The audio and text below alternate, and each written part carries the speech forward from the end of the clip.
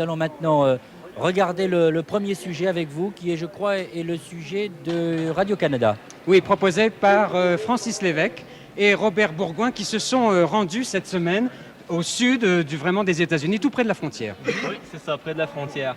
Pour nous, c'est la frontière là, qui nous a le plus frappé au niveau du Grand Raid depuis le début, parce que c'est la fois où on trouve les contrastes économiques et culturels les plus forts entre deux pays.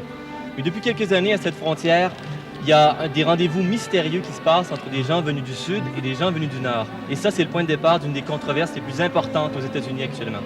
Le reportage proposé par SRC, Désobéir. Hélène et Mary risquent 5 ans de prison pour ce qu'elles vont faire près de la frontière. Nogales n'est qu'un point parmi tant d'autres le long de ces 3000 kilomètres de barbelés et de clôtures séparant le Mexique des États-Unis. Ici, les 50 officiers de la patrouille frontière ne suffisent pas à endiguer le flot incessant d'immigrants illégaux. 2000 par mois.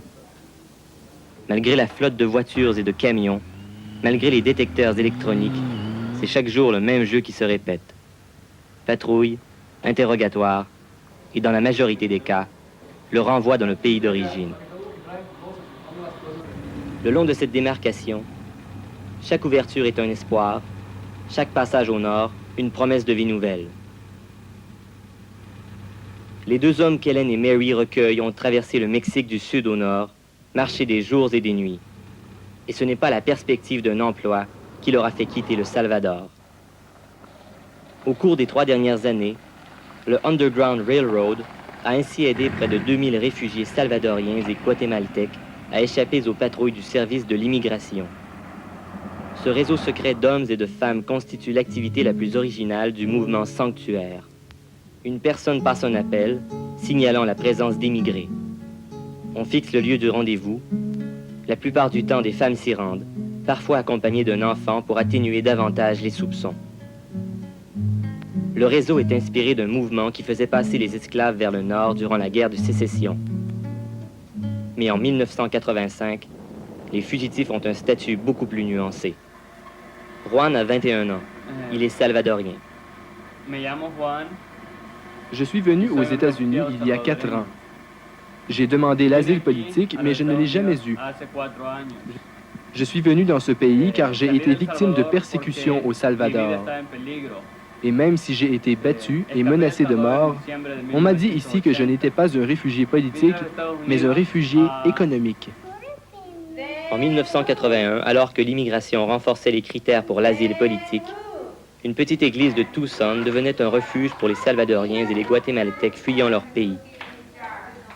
Avec les risques d'arrestation, les membres décidèrent de publiciser le mouvement pour gagner l'opinion publique. Le gouvernement affirme que nous aidons des immigrants illégaux. En 1980, le Congrès et les Nations unies ont adopté une résolution que nous avons signée et qui explique clairement que peu importe qui sont ces gens, ils sont réfugiés s'ils ont fui la persécution. Et les gens qui viennent d'Amérique centrale répondent à cette définition, et notre gouvernement nie cela et déporte les gens le plus vite possible. Alors, des églises à travers le pays donnent l'asile à ces réfugiés qui ont été torturés ou menacés de mort. Phil Conger, comme 15 autres membres du mouvement, se prépare à faire face à la justice dans un mois pour avoir transporté illégalement des Salvadoriens. Nous n'enfreignons pas la loi. Nous en appliquons le vrai sens. C'est le gouvernement qui l'enfreint en déportant des gens qui ont le droit d'être dans ce pays. En 1984, 96% des Salvadoriens qui ont demandé l'asile politique ne l'ont pas obtenu. Malgré tout, ce pourcentage les place au 4e rang derrière les Iraniens, les Polonais et les Nicaraguayens. Au pire, la désobéissance civile est un acte criminel. Au mieux, elle est un cri de la conscience. Pour John Fife, fondateur du mouvement, la question ne se pose plus. Ses convictions morales l'amènent à penser qu'il y a des lois auxquelles il vaut mieux ne pas obéir. Chaque individu a le droit et le devoir moral de protéger les réfugiés.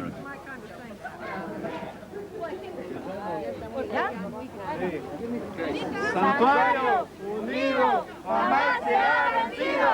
Santuario unido, jamás será vencido. Les mois à venir seront déterminants pour ces Américains désobéissants.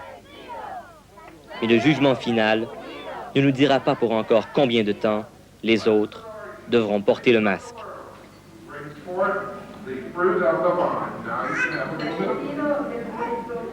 Alors Bernard Pivot, un reportage dans lequel vous avez noté une distinction entre économique et politique. Oui, Francis, je voudrais vous demander quelle distinction faites-vous entre les réfugiés politiques et les réfugiés économiques?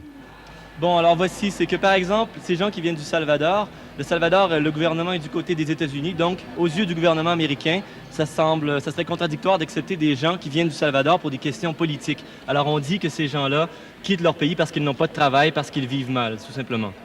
Et quel est le rôle de l'Église dans l'accueil de ces réfugiés? Le rôle est très, très, très important. Donc, d'ailleurs, le mouvement a débuté dans cette petite église à Tucson et s'est étendu depuis à 200 églises. Et maintenant, ça gagne des communautés. Il y a des villes maintenant qui se déclarent sanctuaires, non seulement des églises, mais aussi ce qui est intéressant, c'est qu'il y a une connotation historique, c'est-à-dire que durant la guerre de sécession, les églises faisaient passer les esclaves noirs des États sudistes vers les États nordistes. Alors, le rôle de l'Église est très important aux États-Unis sur ce côté-là.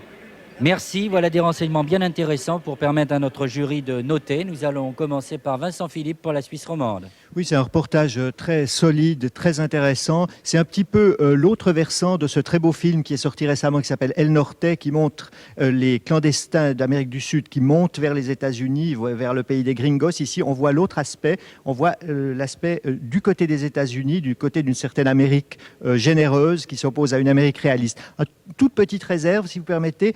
Au niveau de l'image, il manque un petit quelque chose de génie. Par exemple, il y a ces deux gosses qu'on voit pousser la clôture. Il n'y a pas assez d'images de cette force-là et c'est dommage. Mais note, 8, 4, 4, 4, 8, ce qui fait un total de 28. Sophie Eke pour RTL Télévision. Tout à fait d'accord avec ce que vient de dire Vincent. Je suis un peu déçue par les images. Je crois que le sujet est très important et il est bien d'avoir soulevé ce problème. 8, 3, 3, 3, 8 pour un total de 25. Comme il représente Radio-Canada, Jean-Louis Boudou se dispensera de noter pour cette fois. Nous passons donc à José Sacré pour Télé Monte Carlo. 8, 3, 3, 3 et 9, ce qui fait un total de 26. Moi, ce que j'ai aimé, c'est la construction du reportage. Vous êtes parti du fait particulier. Vous avez dû prendre, j'imagine, vous aussi, quelques risques en firmant ces gens qui passaient la frontière. Et puis, vous êtes arrivé au problème général, où c'était peut-être un peu confus, mais j'ai bien aimé votre reportage. Travail de journaliste, commentaire d'un journaliste avec Bruno Albin pour Antenne 2. Ben oui, c'était un sujet important. Bravo d'avoir choisi de le traiter. J'ai mis 8 pour le choix du sujet. Pour le reste, 4, 4, 4, 7, un total de 27 points.